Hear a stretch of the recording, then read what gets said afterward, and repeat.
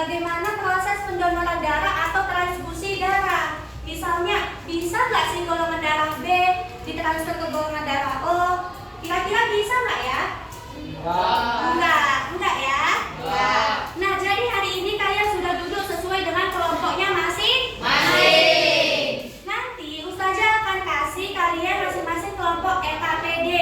Setiap kelompok membahas satu jenis golongan darah. Untuk kelompok 1 membahas golongan darah A, kelompok 2 golongan darah B, kelompok 3 golongan darah AB, dan kelompok 4 golongan darah O. Di sini kalian sudah ada kan pin nomornya masing-masing?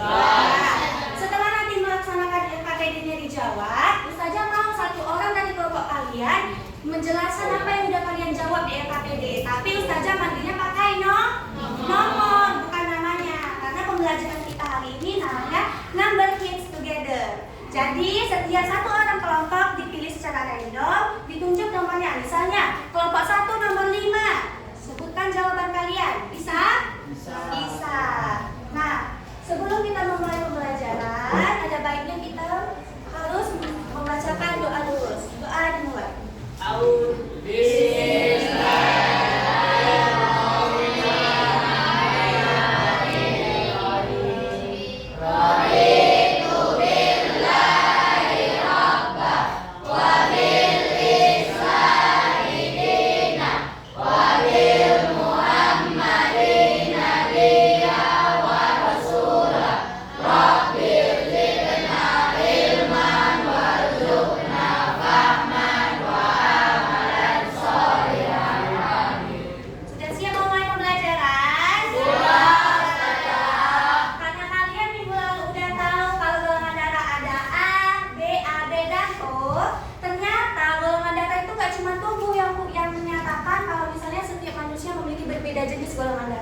Tetapi Allah juga sudah menegaskan di Quran surah Al-Alaq ayat 2, khalaqal insana min 'alaq, bahwasannya manusia diciptakan dari segumpal darah. Jadi di dalam diri kalian itu bukan semata-mata pekerjaan semesta yang menjadikan kalian sosok manusia, tapi Allah yang menjadikan kita insan sebaik-baiknya ciptaan Allah.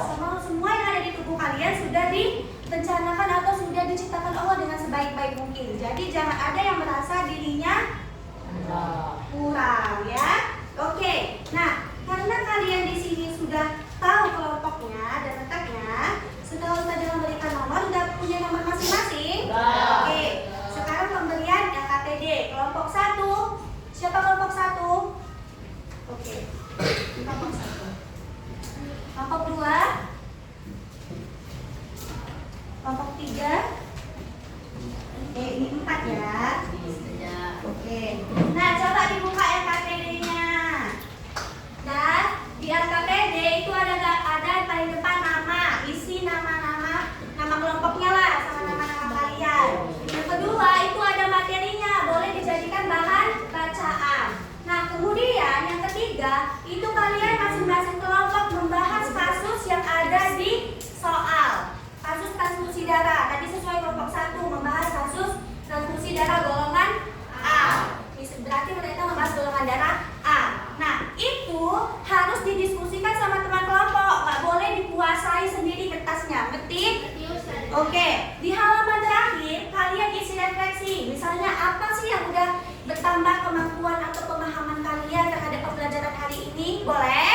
Boleh. Oke, sekarang waktunya kalian diskusi kelompok. Ustazah kasih waktu 3 menit sampai 4 menit. Setelah itu kalian boleh mempresentasikan atau membacakan hasil diskusinya sesuai nama yang ditunjuk. Oke, boleh dimulai.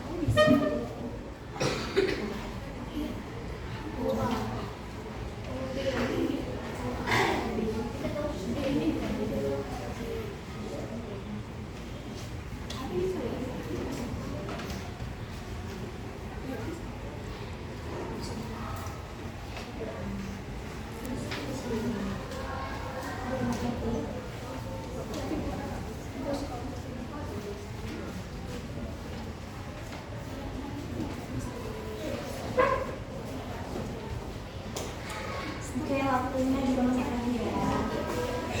Kantor ya, dulu ya. Lagi coba.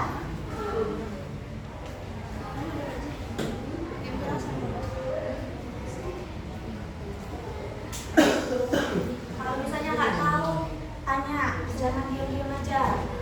Apa?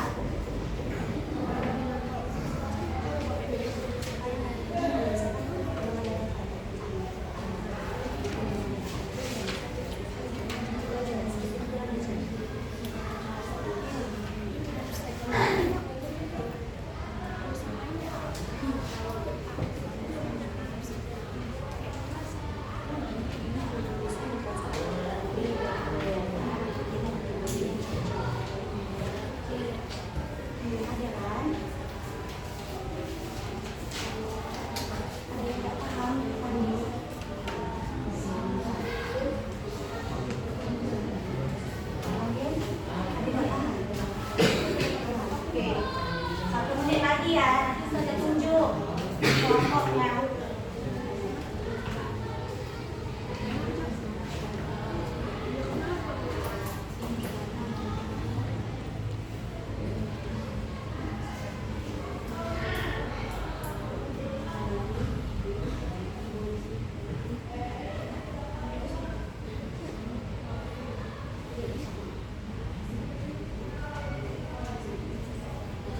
Ada yang masih bingung? Coba yang bingung, kalau masih nggak ngerti ditanya.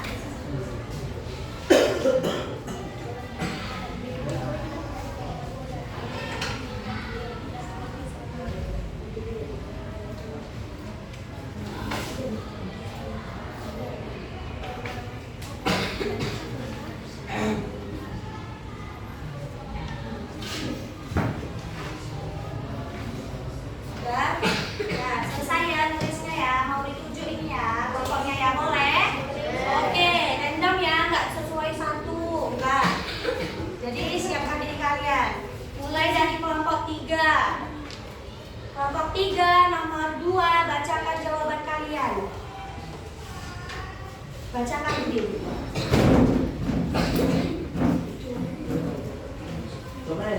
Iya, soalnya apa? Bukan yang lain.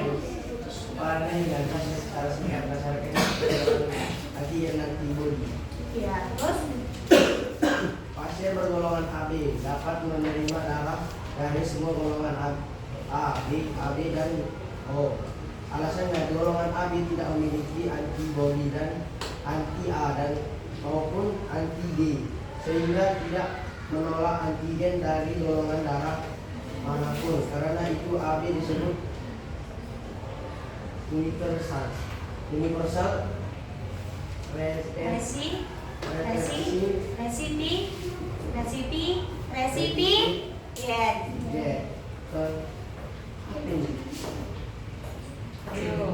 penerima universal. Oke. Nah, itu jawaban dari kelompok 3. Sekarang kelompok 4. Bacakan jawaban kalian, yang membacakan nomor 1.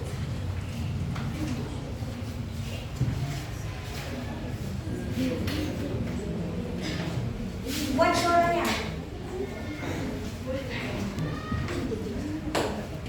Baca kelompok 4.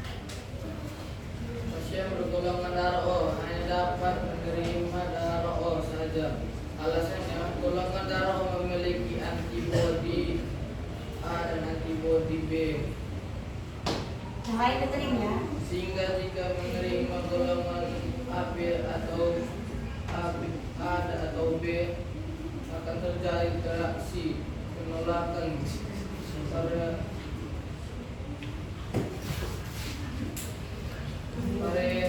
itu disebut universal donor atau pemberi universal, tetapi bukan penerimaan universal. Oke, kelompok 1, apa yang dijawab dari tadi kelompok? Golongan darah O bisa menerima dari golongan darah apa? Darah O saja. Golongan darah O saja. Oke, sekarang kelompok 2, bacakan jawaban kalian. Iya, nomor 2, baca. Iya, sama jawabannya. Seorang pasien bernama Dion, 45 tahun baru selesai menjalani operasi untuk dan kehilangan cukup banyak darah selama prosedur.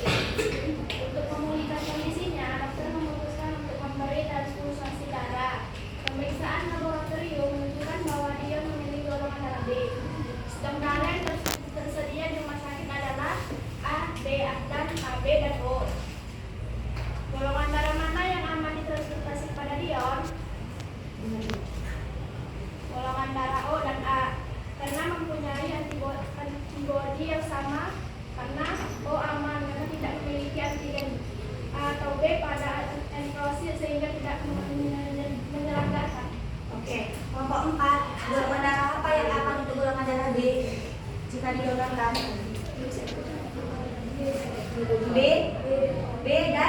B dan O. Kelompok 1 terakhir, nomor 4, bacakan jawaban kalian. Seorang siswa bernama Luna 16 tahun mengalami secara hebat setelah kecelakaan bus. Kuatkan suaranya Kak, orang ini nggak dengar. Di ruang UGD, dokter menyatakan bahwa ia membutuhkan transfusi darah segera. Hasil pemeriksaan menunjukkan bahwa Lina memiliki golongan darah A. Timbang darah rumah sakit tersedia adalah dengan golongan A, B, AB, dan O. Pertanyaan: dari golongan darah mana saja Lina dapat menerima darah? Jelaskan alasan ilmiahnya berdasarkan antigen dan antibodi. Jawabannya bisa menerima dari A dan O. Alasannya karena golongan darah A mempunyai antigen A dan antibodi B, sehingga tidak boleh menerima B atau AB. Kelompok 4 dengar? Dengar nggak sampai kalian suaranya? Dengar. Oke, maka dari itu kelompok 2, golongan darah O cocoknya menerima donor dari O. Nah, kalau A? Kalau A cocoknya menerima dari apa tadi? A dan O. Oke, semua kalian sudah menjawab benar. Tapi butuh sedikit penguatan bahwasannya kalian kemarin uji golongan darah pakai anti serum nggak? Pakai. Jadi serum yang kalian pakai itu dia sifatnya seperti antibody.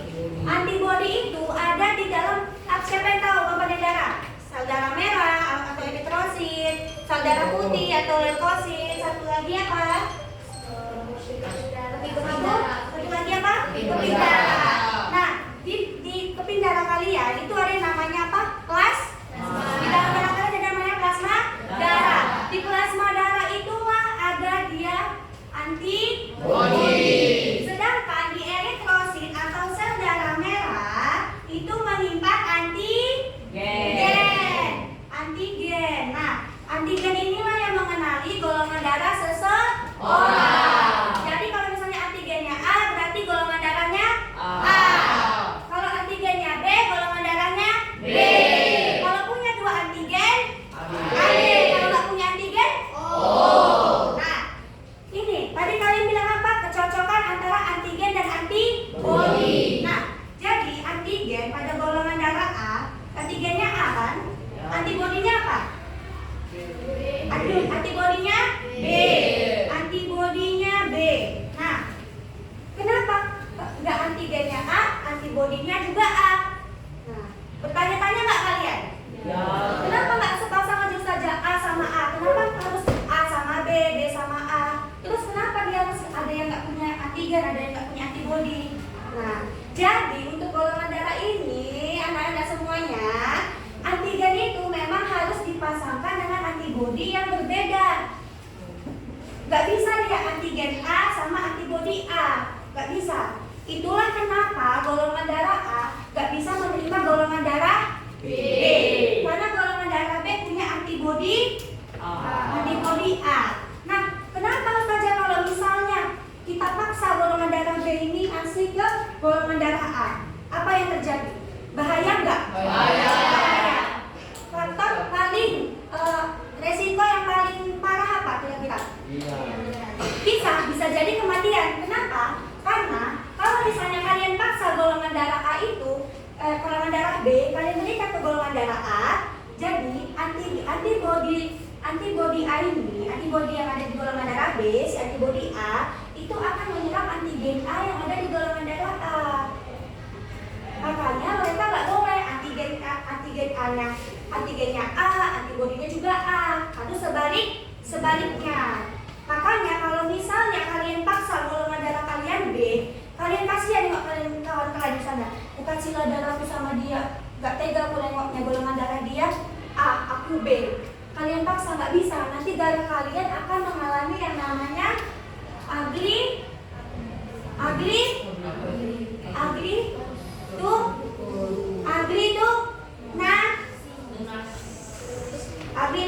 nasi. Nah, jadi itu merupakan proses penggumpalan darah. Pas uji golongan darah, siapa yang darahnya menggumpal? Yang golongan darah A, yang golongan darah B, menggumpal nggak darah kalian? Golongan darah AB, golongan darah O nggak menggumpal kan? Kenapa? Karena serum yang Ustazah bilang tadi, antiserum itu sifatnya antibody. Darah kalian golongan darah A punya antigen A, kalian teteskan antibody A, jadi dia menggumpal. Makanya itu tahu kalau misalnya golongan darah kalian jenisnya A. Nah, maka dari itu kalian harus memahami bahwasannya proses transfusi darah tidak boleh asal-asalan. Sampai di sini ada yang mau ditanya? Ayo. Ada Ustazah yang nanya sama kalian. Tanya, iya, kenapa golongan darah nggak boleh dicampur? Misalnya golongan darah O sama A gitu. Kalau O kan dia bisa mendonorkan ke A. Kenapa? Karena O ini nggak punya antigen. Jadi dia itu antibodinya tidak jadi tidak ada antigen si A ini yang bisa menyerang golongan darah lain, sehingga dia bisa mentransfusikan semua golongan darah. Lain lagi si AB, dia punya antigen tapi tidak punya antibodi.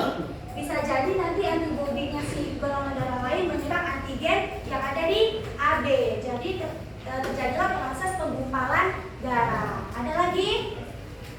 Kira-kira? Kenapa golongan darah nggak bisa? Golongan darah seorang nggak bisa berubah? Berubah? A Bisa? jadi B gitu. Oh, nggak bisa. Nggak bisa, Bang. Kenapa? Golongan darah kamu apa, Ali? O. Golongan darah O akan selamanya O. Nggak bisa kalian tiba-tiba pengen B, kalian paksa. Tapi Kak, nah ini kasusnya. Tapi Kak, orang tua saya dua-duanya B. Kenapa saya bisa O? Nggak gitu ya. Kalau misalnya orang tuanya B ditambah B, dia bisa menghasilkan anak yang memungkinkan punya golongan darah O dan B. Jadi kalian nggak bisa langsung memutuskan bahwasannya tidak ada hubungan darah dengan orang tua. Nah, kenapa dia nggak bisa berubah? Karena pada saat kalian masih di janin, proses pembentukan darah dan juga eritrosit itu udah dibentuk. Gak bisa, itu bawaan genetik dari orang tua. Gak bisa kalian ubah. Mau kayak manapun kalian tidak bisa mengubah golongan darah kalian. Paham? Karena dia udah bawaan dari orang tua. Misalnya orang tuanya AB tambah AB, mungkin gak anaknya O? Enggak kan? Enggak, karena AB ini punya antigen, sedangkan si O ini punya antibody. Jadi gak mungkin seseorang bisa menghasilkan keturunan golongan darah O jika mereka memiliki golongan darah AB dan AB. Nah, ada lagi yang mau ditanya sampai sini sebelum kita ya? Kenapa golongan darah O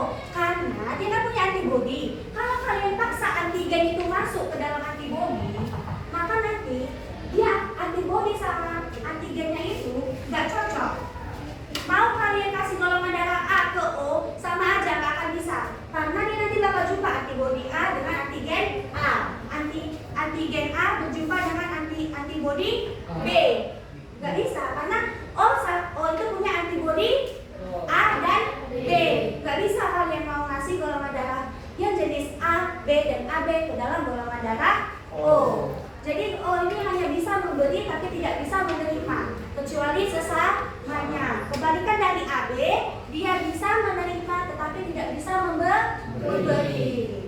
Ada lagi, kita akhiri. Gak ada lagi. Ya udahlah, saya nanya yang satunya. Satu. Siap ya. Angkat tangan aja, angkat tangan aja. Nah, kalian kan udah uji golongan darah nih. Coba jelaskanlah di golongan darah kalian itu bagian yang menggumpalnya itu pas di kolom yang mana? A, B, AB atau O? Satu orang.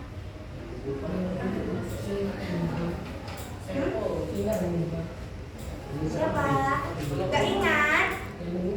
Iya. Saya bisa juga. Bisa? Iya, itulah dia namanya amplifikasi. Ingat di bagian mana? Siapa golongan darahnya B? Ingat gak di mana dia? Di bagian B sama AB. Kalau dia A, dia akan mengumpul di bagian A dan AB. Kalau dia B, di bagian B dan AB. Kalau dia AB, di bagian A, B dan AB. Kalau dia O, enggak. Dia akan mengumpul. Darahnya akan tercampur secara homogen. Sampai di sini paham? Oke. Karena pertemuan hari ini kalian cukup memuaskan, Ustazah mau ngasih nanti tugas untuk kalian lanjutan refleksi individu dan juga soal latihan. Nanti diberikan setelah pertemuan hari ini. Bisa? Bisa. Nanti dikerjakan 5 soalnya. Oke anak-anak. Nah, jadi apa tadi yang bisa kita tarik kesimpulannya? Yang pertama, golongan darah punya berapa jenis? 4. A, B, AB, O. Kemudian, golongan darah apa yang bisa memberikan jenisnya ke semua golongan darah lain? Yang bisa hanya menerima?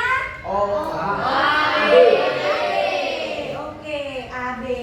Nah, kalau misalnya dipaksa boleh nggak?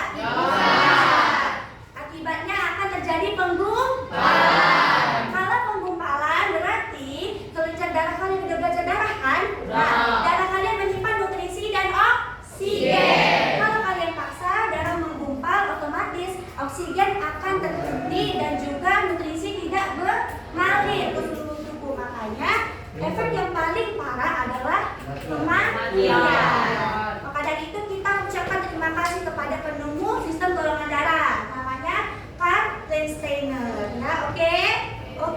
Sampai di sini pertemuan hari ini anak-anak semuanya. Jangan lupa kertas sama PD-nya dikumpulkan. Tetap kalian harus kompak dengan kelompoknya masing-masing. Oke? Wabillahi taufiq wal hidayah. Wassalamualaikum warahmatullahi wabarakatuh.